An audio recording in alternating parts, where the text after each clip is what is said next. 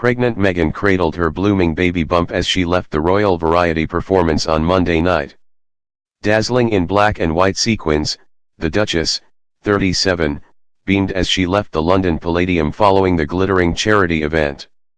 The radiant royal, who is expecting her first child with Prince Harry next spring, donned a sparkling £895 top and flowing £850 black maxi skirt by London-based designer Safia that schemed over her bump. The star-studded event saw the Duke and Duchess of Sussex meet performers including Take That and the cast of hit West End musical Hamilton before taking their seats to watch the acts from the royal box. Meghan also shared a touching moment with 7-year-old Darcie-Rae of Berkshire, who wore a tiara to meet the Duchess at the entrance of the theatre. Afterwards they took their places in the royal box for the national anthem, which was played by the state trumpeters of the band of the Household Cavalry and the Invictus Games Choir. As the couple made their way down the lineup, both seemed delighted to meet the cast of Hamilton again, a few months after seeing the show on stage for the second time. The cast members congratulated Meghan on her pregnancy. "Thank you," the Duchess smiled. Harry greeted Take That like old friends, and it turns out that they are. Lead singer Gary Barlow told Meghan, "Ask your husband about playing the tambourine of one of our records." "Jamaica, wasn't it?" the prince interjected. Barlow later explained that the prince had played percussion on Sing, his Commonwealth record commemorating the Queen's Diamond Jubilee. In the royal box the couple smiled broadly as host Greg Davies welcomed them to their first royal variety performance as a couple, which generated a huge round of applause. They also smiled broadly when he also said the entire audience would like to congratulate them on their wonderful news. "As I believe they say in royal circle, one is thrilled that two will become three," he said. The couple also laughed good-naturedly as they were the subject of Davies' opening skit. He recalled a series of hilarious remarks made by his mother, Pat, 78, a retired school bursar, about the royal family. Meghan laughed and gave a round of applause as he told the audience how his mother had said, "All of us single ladies were a bit disappointed when he, Harry, got taken. As if she had a chance." Davies said. Despite there being a couple of mishaps during the evening, the couple seemed to be having a wonderful time. Simon Cowell arrived on stage to introduce the winner of Britain's Got Talent, Lost Voice Guy, couldn't read his autocue and was forced to wing it.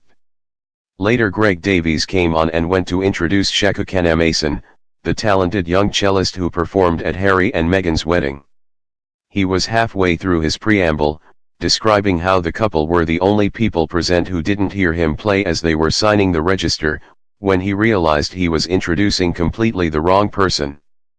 "That was entirely the wrong link," he said laughing, before going off stage and returning to more applause, including from the Duke and Duchess of Sussex. After the show the couple made their way onto stage to meet the 40-plus performers. Meghan was enchanted as Peanut, a realistic puppet elephant from the Axe Circus 1903 bout, and offered her a posy of flowers. Harry even chivalrously kissed its trunk. Performer Jessica Spalis, who accompanied the elephant, operated by Luke Chadwick-Jones, said the couple had been fascinated about how the elephant worked and even had a look behind his ears to check. "I've been watching this show since I was a child, so this is a dream come true," she said. The Duke and Duchess spoke to performers including singer George Ezra and Britain's Got Talent winner The Lost Voice Guy, aka Lee Ridley, a disabled stand-up comedian who is unable to speak and uses a communication aid in his routine. He told Harry, "Thanks very much, it was a pleasure." Lee later said, "It was amazing to meet them both. She just congratulated me on my in and said how much she enjoyed my performance, which made my day." Take That singer Howard Donald said it had been a pleasure and an honor to perform for the couple. "We were really relaxed and thoroughly enjoyed it," he said. "It's not your normal crowd and they were very appreciative. They were a lovely couple and it's wonderful they are having a baby. They said they were watching the hardcore fans put their hands in the air to never forget." Harry said even he remembered it. It was Harry's second outing to the annual event, which is always attended by a member of the royal family, the first being in 2015. As a former actress and performer herself, law-born Meghan will no doubt take a keen interest in the proceedings, although it is unlikely she will ever have seen anything like tonight's show before. The royal variety performance, a mixture of music, dance, singing and comedy, is held in aid of the Royal Variety Charity, RVC, of which the Queen is patron. The money raised from the show helps hundreds of entertainers throughout the UK, who are in need of assistance as a result of old age, ill health, or hard times. In particular, the charity assists former members of the entertainment industry living in Brinsworth House, a residential home it runs in Twickenham. The Duchess's posy included foliage from the Brinsworth House garden.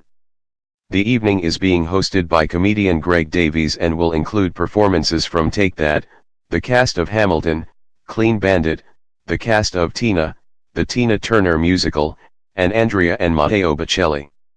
The origins of the royal variety performance date back to 1912, when King George V and Queen Mary agreed to attend a Royal Command performance at the Palace Theatre in London, in aid of the Variety Artistes Benevolent Fund.